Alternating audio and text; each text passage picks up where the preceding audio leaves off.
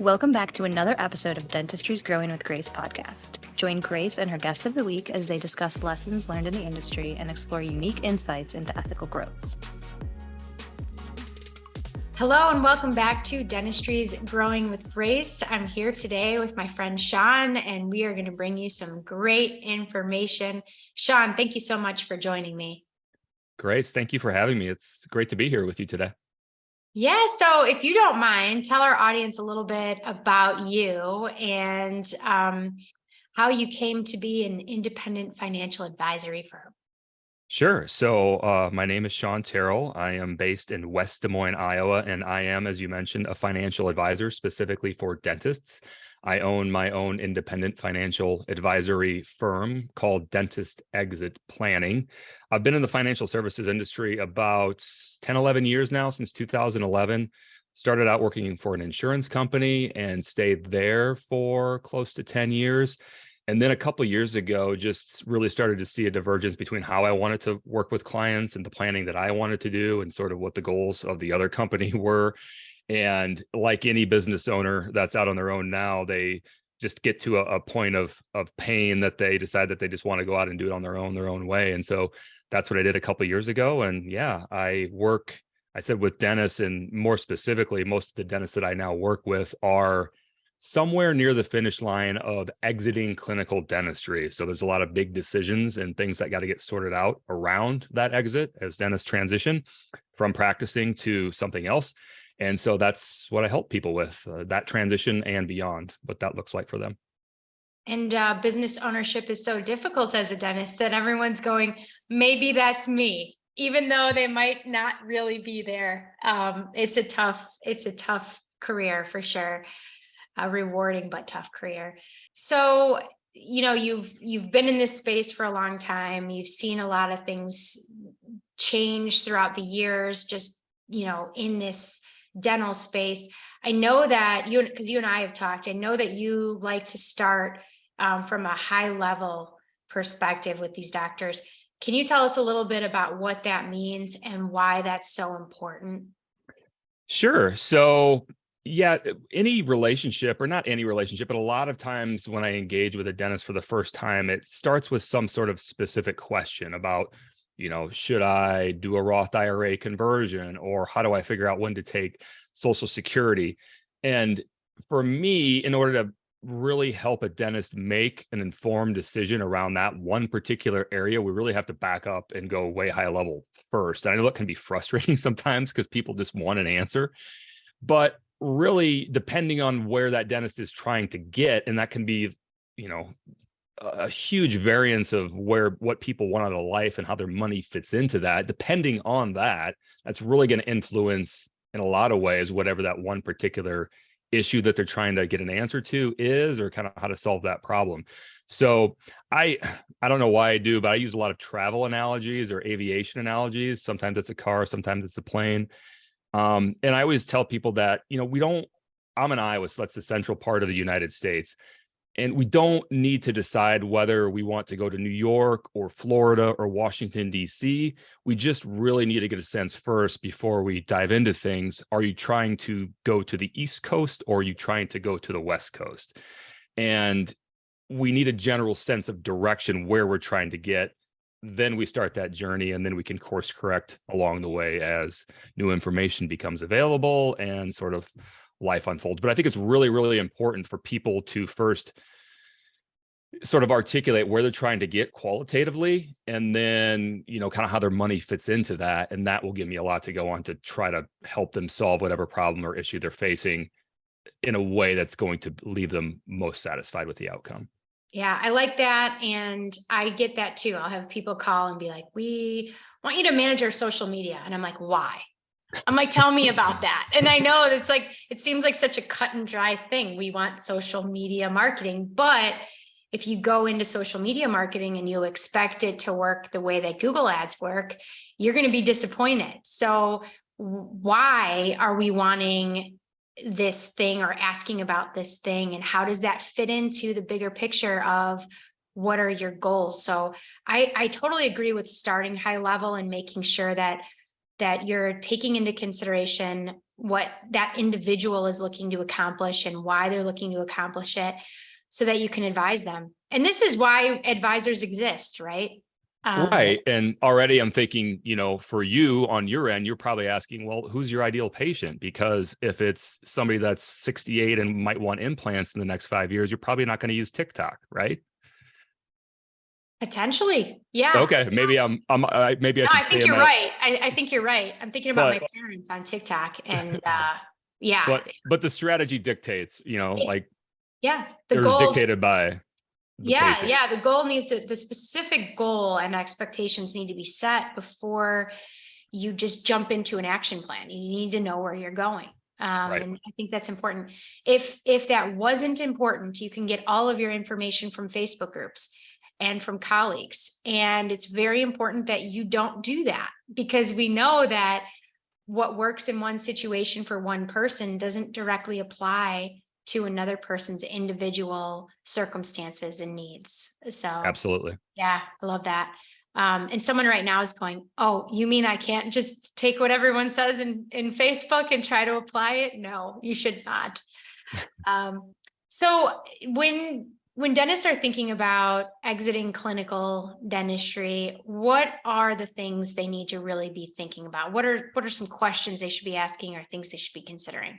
So I think it comes down to two really big things for a dentist that is exiting clinical. One, they have to figure out a way to transition from living on the income that they're producing from clinical dentistry and perhaps practice ownership to instead living off of their assets. And number two, hopefully they want to do that in a way that is going to generate the least amount of income tax possible as they transition to those different income sources. So I always use the expression, we want to pay the IRS everything that we owe legally, but we don't want to leave a tip. And so again, it comes back to strategies, different ways to be as tax efficient as possible as you begin living off of assets instead of living off of your clinical and your practice owner income. And from there, it's similar to dentistry. It gets down into there's different procedures that you do to do those things. I love that. I've never heard that before. And I absolutely love it that you don't need to tip the government. I think it's hilarious. Kind of going into that a little bit deeper, what are some examples of the tax saving strategies that dentists can consider? So a very popular one right now, as we record this at the end of 2022, is something called Roth IRA conversions. And before I even get into that, I want to start, maybe even follow my own advice that I gave a few minutes ago and start really, really high level. So taxes is probably the largest expense that anyone, let alone a dentist, is going to have throughout their retirement. And for a dentist, it's probably going to be a 7-figure bill in terms of the total amount of taxes that they're going to pay to the IRS throughout a 25 or a 30-year retirement. So you have to start with, what are you solving for? And what are you trying to accomplish first? Because back to my point about Roth IRA conversions are a way to pay more in income tax today than you otherwise would have to in order to pay less later. So you're taking the total amount that you're going to pay over a 25 or a 30-year period, and you're lessening that total amount, even if it means you have to write a bigger check for 2022 or 2023 to the Internal Revenue Service. And that's not something that people immediately can wrap their mind around. But the reason it's a popular strategy right now, to get a little bit technical here for a second, is because there's something called the Tax Cuts and Jobs Act that was instituted, I don't know, 5 or 6 years ago. And it sunsets or expires at the end of 2025. And what that really means at a high level is taxes are going to go up, absent any action from Congress between now and then. And so what if your income is the same today as it is 3 years from now, the amount of taxes are going to be higher. It's guaranteed as it stands right now. So there's some real strategy behind deliberately moving money from an account that it's not been taxed to making it taxed in order to pay less tax overall over the long term. That was a little bit convoluted. Did that make sense to someone who doesn't live and breathe it, I guess, every day?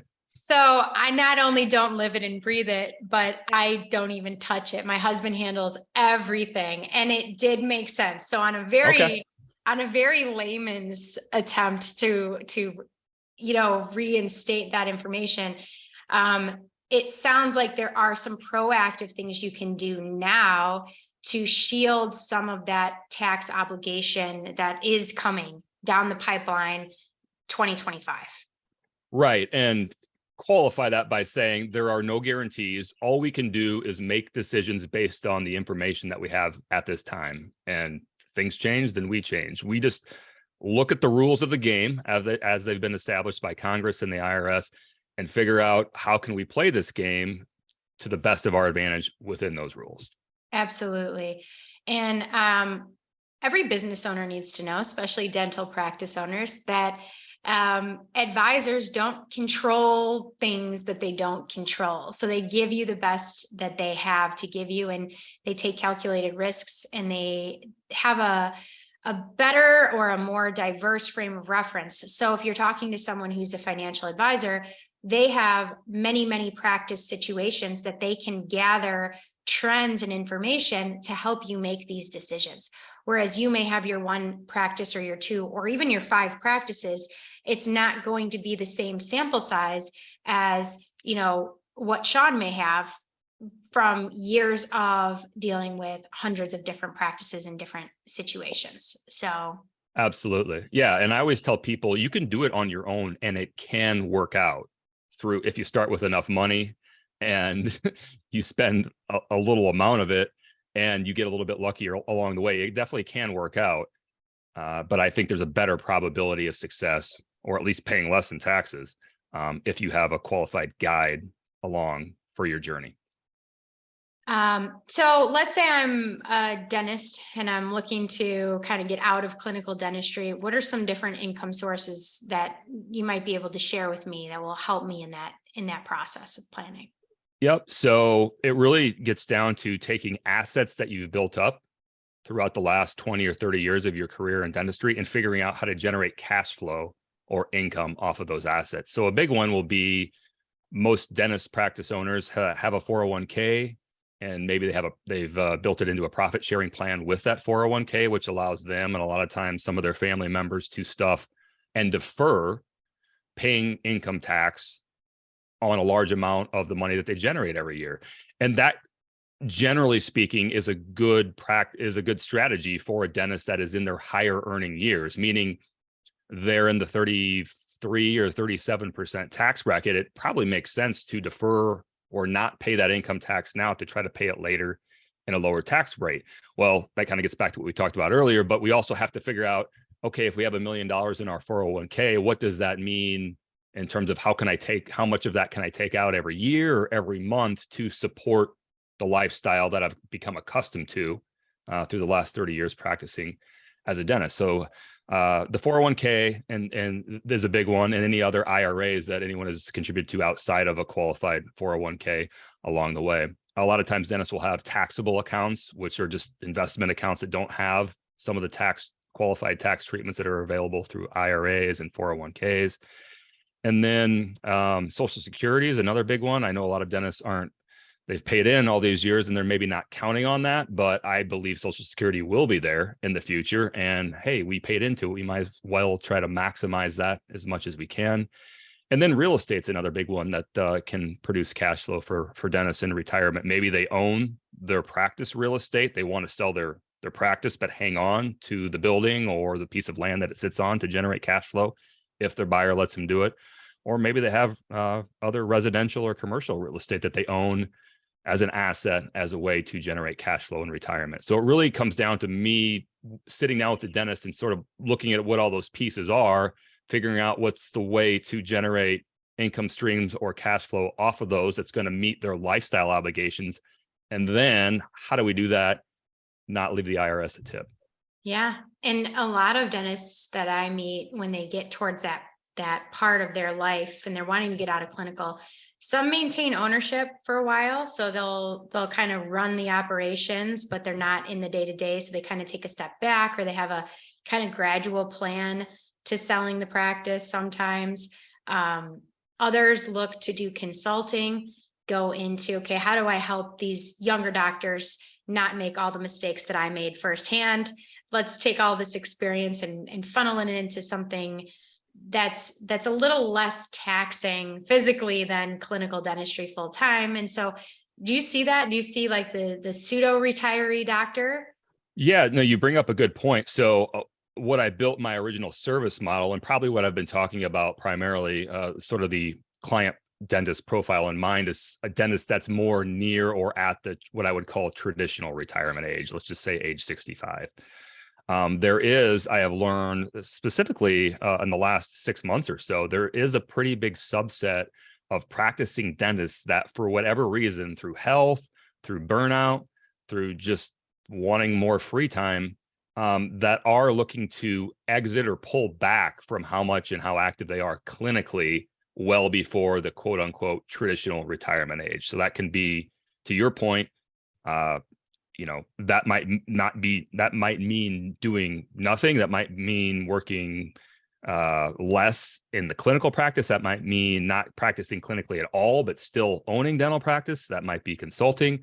So I'm sort of in the process now of building out sort of a second service model for me and my clients that, and I don't know how viable it is yet, but there are a lot of big decisions that also go around that decision to step away clinically well before you're 60 or 65. Yeah. I like that plan personally. I think burnout happens in clinical dentistry quicker than people want to admit, and they don't know they have options, but the joy isn't there anymore. And I would just encourage anyone who's listening, if you've lost the joy, get creative about finding it, because your team needs you to have that. Your patients need you to have that. And there are different solutions for you as you near that traditional retirement.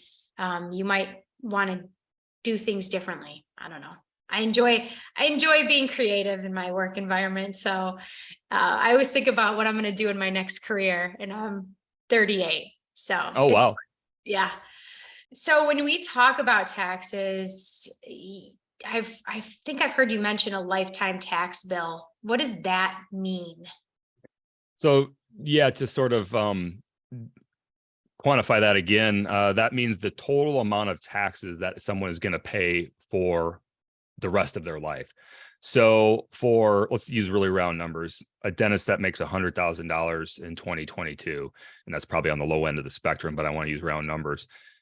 They might pay $25,000 to the IRS on that income in total, maybe state as well, depending on where they live. And if you took that if they just made $100,000 or generated $100,000 off of their assets every year for the next 30 years, what's 25 times? Now I put myself in a corner on doing the math, but $750,000 that would come up to over a 30-year period. And through strategy and through planning, there is a way to still generate that $3 million of income, but pay less than $750,000 total over the rest of your lifetime or that next 30 years. Like maybe you can sand off the rough edges of that $750,000 and only pay $650,000 or $700,000. Now, that doesn't always look like a big number each and every year that you do that, but kind of with the big number at the end, you can see how sanding off the rough edges does get to a bigger number over a long period of time. Yeah. And you've been doing this a long time. You've been in this space a long time. You've helped a lot of doctors, especially when they're nearing this time of exiting. Tell me a little bit, just for anyone who's listening who might be interested in working with you, tell me a little bit about the mindsets or personalities of clients that you work really well with. So I have been called a straight shooter by multiple people throughout my life. That doesn't mean I hope it doesn't mean that I'm a jerk, but sometimes I just find it easier to say things like it is. And I often tell clients when I work with them or I start to get to know them, don't tell me what you think I want to hear. I would rather just have the truth, because then I can work with the truth. Whether you love me or you hate me, or you love my idea or you hate my idea, it's so much easier that if you just say yes or no, or I don't understand. Then I met with somebody a couple of weeks ago that was interested in working together, and they were all gung ho about it on the call. And now it's like crickets as I try to like schedule the next step and working together. And I'm kind of left wondering, were you just saying yes so you could get off the call and not make it awkward? Because to me, it's more awkward for me to have to send you 3 emails and ask like, what's going on? So I think it just being more honest and direct saves everyone time and over the long haul. So I'm really similar. Yeah. So I think I used an acronym. I used the acronym DWYSYWD, and that's do what you said you would do. So people that do what they say they're going to do without, and look, I'm not looking for perfection. Things fall through the cracks. I have young kids. I have a new appreciation for the mental load that parents carry with kids and how many things are getting juggled at any given time. But anyone that's been in business very long can immediately think of their clients that when you agree on an action step and you follow up about it, it gets done. And there's not a lot of, necessary follow-up phone calls, texts, whatever, about where it's at in the process. And we can also think about people that it always takes, all kinds of prodding and poking to get whatever was agreed upon done. And It's just, to me, I'm just at a certain age and a certain point in my career where I've just decided it's too exhausting to work with people like that if I can avoid them. Yeah. So decisive people who kind of have the, I guess boldness might not be the right word, but you got to know where they're at and where they're going. And when they make decisions, they kind of stick to them. And there's a confidence that comes in that. And I think you're in the right space, because the longer you're in business, the quicker you should be at making decisions and sticking to what you say and having that confidence in leadership. I think if you were working in the startup space, you would find that it would be very frustrating because you're still unlearning what you've learned in dental school, which is that perfectionism, that over deliberation, over kind of that slow moving ability, that inability to move. So I can totally relate to what you're saying here. And I think people appreciate knowing what they get. And I think being a straight shooter is important. I think we live too much of an era where it's all about the sale, it's all about the close, and it's less about actually serving people and just being honest with people. And when you get to that point where you just want honesty, you just want someone who knows what they're talking about and they're honest, that's at the point where they should call you. So, which is why I love what you do with digital marketing, because it removes in a lot of cases that step, right? Like now through my podcast and through what I write and the things that I put out there, people get a pretty good sense of who I am and what it's like to work with me if they sort of binge a little bit on some of the things I've done and what my website says I do. Where in the process, like people just didn't know. So we've sort of, if you're doing it right with digital marketing through content marketing, it eliminates, hopefully for dentists too, right? Like who their ideal patient is, that's going to eliminate people calling if that's not the patient profile that they necessarily are best at serving. Absolutely. Absolutely. Well, I like it. I think there's a lot of value in what you do. And if our listeners are interested in learning more, how can they get in touch with you? Sure. So you can go to my website, which is dentistexit.com. Again, dentistexit.com. And from there, you can schedule an initial consultation. That's free. There's no charge for that. That's where we're having a conversation virtually about what your situation is and what you're trying to accomplish. And that's allowing us together to figure out if we're a good fit to potentially work together. For people that are listening that are thinking to themselves, this sounds interesting, but the timing is just not right for me now, sort of the step below that is still go to my website, dentistexit.com, and instead just sign up for my newsletter, which will be a pop-up within, I think, 10 or 15 seconds that allows you to put your email in there. And that's a good way to sort of stay in touch with me and what we're doing at our firm without anyone bugging you. And then when the time is right for you, hopefully we're front of mind that you'll give us a call or shoot us an email. I love it. And I loved how you just explained your whole long-term sales funnel. It's perfect. It's perfect. So for those of you following along, join our Facebook group, Dentistry is Growing with Grace. We're going to keep bringing you great information, helping you to grow in your business leadership and grow in your practice. Also join our podcast, follow along. Again, Dentistry is Growing with Grace. And if you need help with your marketing, visit identitydental.com. Thanks so much. Thank you, Shawn, for being here. Thank you, Grace. Really enjoyed it.